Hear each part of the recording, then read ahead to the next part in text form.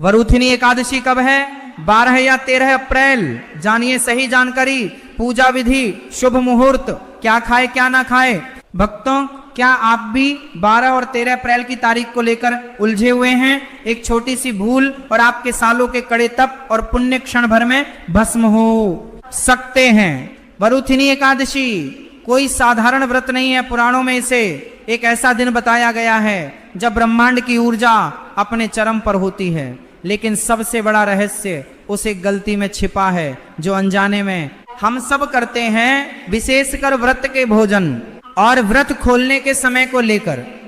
आपको लगता होगा कि आपने व्रत का सही पालन किया है, लेकिन अगर आपने अनजाने में भी उस निषिद्ध वस्तु का सेवन कर लिया तो व्रत का फल तो दूर, भयंकर दोष का सामना करना पड़ सकता है। आज हम न केवल सही तारीख का भ्रम हमेशा के लिए दूर करेंगे, बल्कि आपको वह गुप्त नियम भी बताएंगे जिसका पालन ना करने पर सब कुछ व्यर्थ हो जाता है। उस रहस्यमय नियम और सबसे खतरनाक 5वीं गलती के बारे में हम कुछ ही देर में जानेंगे, जिसके बारे में शायद ही कोई ज्ञानी बात करता है। लेकिन उससे पहले यह गहराई से समझना आवश्यक है कि आखिर यह एकादशी इतनी रहस्यमय और शक्तिशाली क्यों मानी जाती है, और क्यों स्वयं भगवान श्री कृष्ण ने अर्जुन को महाभारत के युद्ध से पहले इसके महत्व के बारे में इतनी गंभीरता से चेतावनी दी थी। माना जाता है कि वरुथिनी एकादशी का पूर्ण निष्ठा से व्रत करने पर 10,000 वर्ष की कठोर तपस्या के बराबर फल प्राप्त होता है। यह ठीक वैसा ही है जैसे सूर्य ग्रहण के समय पवित्र कुरुक्षेत्र में भारी मात्रा में स्वर्ण दान करने से जो असीम पुण्य प्राप्त होता है, वो सब इस एक दिन के व्रत से मिल जाता है। लेकिन ये चमत्कारी ऊर्जा तभी काम करती है जब आप समय और नियमों के उस सटीक चक्र को समझें जो इस बार आसमान में बन रहा है। इस बार ग्रहों की चाल कुछ ऐसा दुर्लभ संयोग बना रही है जिसने बड़े बड़े पंचांगकर्ताओं को भी गहरी सोच में डाल दिया है। क्या व्रत 12 अप्रैल को रखना उचित होगा या 13 अप्रैल को? ये सिर्फ एक साधारण तारीख का चुनाव नहीं है, बल्कि ये एक महत्वपूर्ण चुनाव है कि आप किस ब्रह्मांडीय ऊर्जा से जुड़ना चाहते हैं। शास्त्रों में साफ लिखा है कि 10वीं विद्या एकादशी का व्रत करना सख्त वर्जित है। जो लोग अनजाने में 10वीं मिली हुई एकादशी का व्रत करते हैं, उनके जीवन में नकारात्मक शक्तियां तेजी से बढ़ने लगती हैं। उनका मन बिना कारण अशांत रहने लगता है और घर में क्लेश अपनी जड़ें जमा लेता है। इसीलिए तारीख का सही निर्णय आपके पूरे जीवन की दिशा तय कर सकता है। सही तारीख का असली रहस्य हम बस उजागर करने ही वाले हैं, पर जरा सोचिए, क्या सिर्फ भूखे रहने भर से परमेश्वर प्रसन्न हो जाते हैं? बिल्कुल नहीं। असल खेल तो उस संकल्प और समर्पण का है जो आप व्रत के दिन अपने मन में धारण करते हैं। इस विशिष्ट एकादशी की अपार शक्ति को समझने के लिए आपको प्राचीन काल के एक रहस्यमय अध्याय में जाना होगा। एक समय की बात है, पावन नर्मदा नदी के तट पर मांधाता नाम के एक अत्यंत प्रतापी और महान राजा राज करते थे। वह अत्यंत दानवीर और तपस्वी स्वभाव के थे। एक दिन जब राजा मांधाता घने जंगल में एक शांत स्थान पर अपनी तपस्या में लीन थे, वो ध्यान की इतनी गहराई में खोए हुए थे कि उन्हें बाहरी दुनिया का कोई भान नहीं था। तभी वहां अचानक एक भयंकर जंगली भालू आ गया।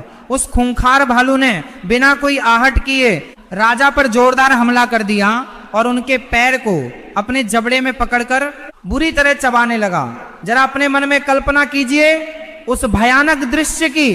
एक खूंखार जानवर आपके शरीर को बेरहमी से नोच रहा है। उस सहनीय दर्द से किसी की भी रूह कांप सकती है, लेकिन राजा मांधाता उस अवस्था में भी जरा भी विचलित नहीं हुए। उन्होंने उस जानवर पर कोई क्रोध नहीं किया या किसी भी प्रकार की हिंसा का सहारा नहीं लिया। उन्होंने अपनी रक्षा के लिए भालू पर प्रहार करने के बजाय सीधे ब्रह्मांड के पालनहार भगवान विष्णु का गहरा स्मरण किया। उनकी वह मौन पुकार इतनी तीव्र थी, उनका विश्वास इतना अटल था कि स्वयं भगवान श्री हरिविष्णु को उसी क्षण वहां साक्षात प्रकट होना पड़ा। भगवान ने बिना समय गंवाए अपने सुदर्शन चक्र से उस जंगली भालू का वध कर दिया, लेकिन तब तक वह जानवर राजा का एक पैर लगभग पूरी तरह चबा चुका था। राजा मांधाता अपनी सपाहिज अवस्था को देखकर मन ही मन बहुत दुखी हुए। उन्हें लगा कि उनका पवित्र शरीर अब हमेशा के लिए खंडित हो गया है। तब भगवान विष्णु ने अत्यंत कोमल स्वर में उनसे कहा कि हे राजन, तुम तनिक भी शोक मत करो, ये तुम्हारे ही किसी पिछले जन्म के किसी भारी पाप का फल था जो आज इस रूप में कट गया है। इसके बाद भगवान ने उन्हें एक ऐसा गुप्त उपाय बताया जिसने राजा मांधाता का पूरा जीवन ही बदल कर रख दिया। भगवान विष्णु ने मांधाता को निर्देश दिया कि वह तुरंत पवित्र नगरी मथुरा जाएं और वहां जाकर पूरे विधि विधान से वरुथिनी एकादशी का कठोर व्रत करें। भगवान ने उन्हें वचन दिया कि इस व्रत के अचूक प्रभाव से उनका शरीर न केवल पहले जैसा स्वस्थ हो जाएगा बल्कि भविष्य में उन्हें परम मोक्ष की प्राप्ति भी होगी। राजा ने बिना कोई संदेह किए ठीक वैसा ही किया। उन्होंने मथुरा पहुंचकर पूरी अटूट श्रद्धा और अत्यंत कठोर नियमों के साथ वरुथिनी एकादशी का व्रत पूर्ण किया और ब्रह्मांड का वह चमत्कार घटित हुआ। व्रत के रहस्यमय प्रभाव से उनका कटा हुआ पैर चमत्कारिक रूप से फिर से जुड़ गया और उनका शरीर पहले से भी अधिक कांतिमय और शक्तिशाली हो गया। ये कथा केवल एक साधारण कहानी नहीं है, ये इस बात का एक जीता जागता प्रमाण है कि वरुथिनी एकादशी के भीतर आपके जीवन के सबसे गहरे और असाध्य घावों को भरने की अलौकिक शक्ति मौजूद है। चाहे वह घाव शारीरिक हो, मानसिक हो या फिर आर्थिक तंगी का हो।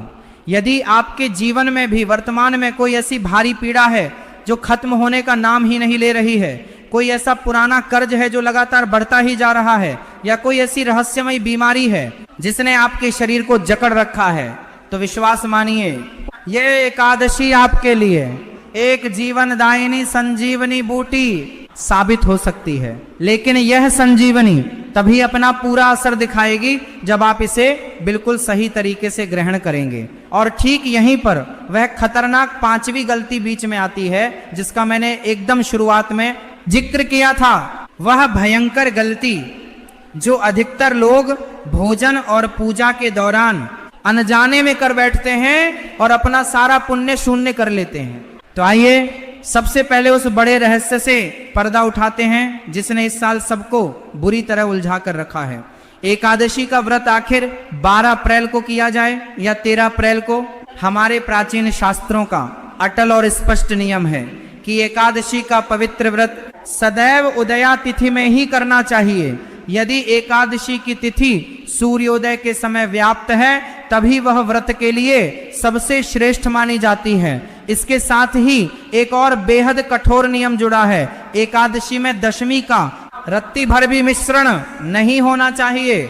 दशमी विद्या एकादशी दैत्यों और नकारात्मक शक्तियों को भारी बल देती है। इस बार पंचांग के अनुसार एकादशी तिथि का आरंभ 11 अप्रैल की रात को हो रहा है, जो 12 अप्रैल को पूरे दिन रहेगी। लेकिन 12 अप्रैल को सुबह के समय दशमी का अशुभ प्रभाव भी काफी हद तक रह सकता है। वहीं वैष्णव संप्रदाय और जो लोग जीवन में परम मोक्ष की सच्ची कामना करते हैं उनके लिए द्वादशी युक्त एकादशी हमेशा से सबसे उत्तम मानी गई है। इसलिए गृहस्थ जीवन जीने वालों और वैष्णव दोनों के लिए सर्वोत्तम और निर्विवाद रूप से शुद्ध व्रत 13 अप्रैल को ही रखा जाएगा। 12 अप्रैल को स्मार्त लोग अपना व्रत रख सकते हैं, लेकिन यदि आप भगवान विष्णु की पूर्ण और निर्विघ्न कृपा चाहते हैं और किसी भी प्रकार के अनजाने दोष से खुद को बचाना चाहते हैं तो 13 अप्रैल का दिन ही आपके लिए सबसे शुभ और सबसे ज्यादा फलदायी रहेगा। 13 अप्रैल को व्रत रखने से आपको अगले दिन द्वादशी का पारण मुहूर्त भी बिल्कुल सटीक और लंबा मिलेगा, जो कि व्रत की सफलता के लिए अत्यंत महत्वपूर्ण माना जाता है। याद रखें, पारण का सही समय चूक जाने पर भी व्रत का पूरा फल तुरंत नष्ट हो जाता है। तारीख का रहस्य सुलझने के बाद अब बात करते हैं पूजा की, उस विशेष और गुप्त विधि की जो बहुत कम लोग वास्तव में जानते हैं। वरुथिनी एकादशी के दिन सुबह ब्रह्म मुहूर्त में उठना अनिवार्य नियम है। बिस्तर छोड़ते ही सबसे पहले अपने दोनों हाथों की हथेलियों को ध्यान से देखें और भगवान विष्णु का गहरा स्मरण करें। स्नान करते समय जल में थोड़ा सा पवित्र गंगा जल और कुछ बूंदे शुद्ध तिल के तेल की अवश्य मिलाएं। इस विशेष दिन पर तिल का उपयोग हर रूप में अचूक और शक्तिशाली माना गया है। स्नान के बाद शरीर पर स्वच्छ और हल्के रंग के वस्त्र ही धारण करें। काले, भूरे या गहरे नीले रंग के कपड़े इस दिन भूलकर भी ना पहने, क्योंकि ये रंग नकारात्मक ऊर्जा को बहुत जल्दी अपनी ओर खींचते हैं। अब अपने घर के शांत मंदिर में उत्तर पूर्व दिशा की ओर मुख करके सीधे बैठ जाएं। भगवान विष्णु के वराह अवतार की पूजा इस दिन विशेष रूप से की जाती है। एक साफ लकड़ी का पीढ़ा लें, उस पर लाल या पीला कपड़ा अच्छी तरह बिछाएं और भगवान विष्णु की सुंदर प्रतिमा स्थापित करें। सबसे पहले उन्हें शुद्ध पंचामृत से स्नान कराएं। ध्यान रहे, इस पंचामृत में तुलसी का पवित्र पत्ता अवश्य होना चाहिए। यह एक अटल सत्य है कि तुलसी के बिना भगवान विष्णु कोई भी भोग या जल स्वीकार नहीं करते। इसके बाद उन्हें पीले और ताजे पुष्प, पीला चंदन और जो भी ऋतु फल उपलब्ध हो वह अर्पित करें। गाय के शुद्ध घी का एक ऐसा दीपक जलाएं जो कम से कम आपकी पूरी पूजा के दौरान बिना बुझे जलता रहे। पूजा करते समय अपनी आंखें बंद करके ओम नमो भगवते वासुदेवाय महामंत्र का निरंतर और गहराई से मानसिक जाप करते रहें। पूजा का यह सटीक तरीका आपके घर के पूरे वातावरण को कुछ ही देर में पूरी तरह से शुद्ध और सकारात्मक कर देगा। अब सीधे आते हैं उस सबसे महत्वपूर्ण हिस्से पर जिसका आपको बहुत बेसब्री से इंतजार था। वह क्या है जो व्रत के दौरान खाना चाहिए और वह क्या है जो भूलकर भी बिल्कुल नहीं खाना चाहिए। और वह खतरनाक पांचवी गलती कौन सी है जो सब कुछ बर्बाद कर सकती है। सबसे पहले तो ये स्पष्ट रूप से जान लें कि एकादशी के व्रत का नियम दशमी की रात से ही शुरू हो जाता है। दशमी की रात को मसूर की दाल, चना, कोदो और कांसे के बर्तन में भोजन करना सर्वथा वर्जित बताया गया है। एकादशी के दिन आपको पूर्ण रूप से सात्विक और हल्का आहार ही लेना है। यदि आप बिना जल पिए निर्जला व्रत रख सकते हैं तो ये आपके लिए सर्वोत्तम है। लेकिन यदि आपका स्वास्थ्य आपका साथ ना दे तो आप फलाहार कर सकते हैं। आप सेब, केला, पपीता जैसे ताजे फल खा सकते हैं। इसके अलावा सिंघाड़े का आटा, कुट्टू का आटा, साबूदाना और उबला हुआ आलू का सेवन भी किया जा सकता है। लेकिन स्वाद के लिए केवल सेंधा नमक का ही उपयोग करें। अब ध्यान से सुनिए उन चीजों के बारे में जो भूल कर भी आपके पेट में नहीं जानी चाहिए। चावल का एक दाना भी खाना एकादशी के दिन मांस खाने के समान घोर पाप माना गया है। इसके अलावा जौ, बैंगन, सेम की फली और किसी भी प्रकार का अन्न या अनाज बिल्कुल सख्त वर्जित है। एकादशी के दिन पान खाना, दातुन से दांत साफ करना और किसी भी व्यक्ति की पीठ पीछे निंदा करना भी आपके व्रत को उसी क्षण बीच में ही तोड़ देता है। अब मैं आपके सामने उस पांचवी और सबसे भयंकर गलती का रहस्य खोलने जा रहा हूं जो लोग अक्सर अनजाने में करते हैं और फिर जीवन भर रोते हैं। वो गलती है व्रत के पारण के समय का गलत भोजन और पारण का गलत तरीका। कई लोग पूरे दिन अत्यंत कठोर व्रत रखते हैं, भूख प्यास सब सहते हैं, लेकिन अगले दिन जब पारण का समय आता है तो कुछ भी अशुद्ध खा लेते हैं या समय बीत जाने के बाद बहुत देर से अपना व्रत खोलते हैं। पारण हमेशा शुभ मुहूर्त के अंदर और बिल्कुल सात्विक भोजन से ही होना चाहिए। लेकिन सबसे बड़ी बात, पारण करते समय अपने भोजन में भूलकर भी मूली, बैंगन, प्याज, लहसुन